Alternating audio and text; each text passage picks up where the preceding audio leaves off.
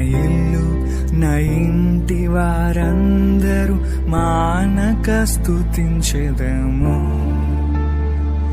నీ కను పాపవలె నన్ను కాచి నేను చెదరక మోసావ స్తోత్రం. ఎబినేసరే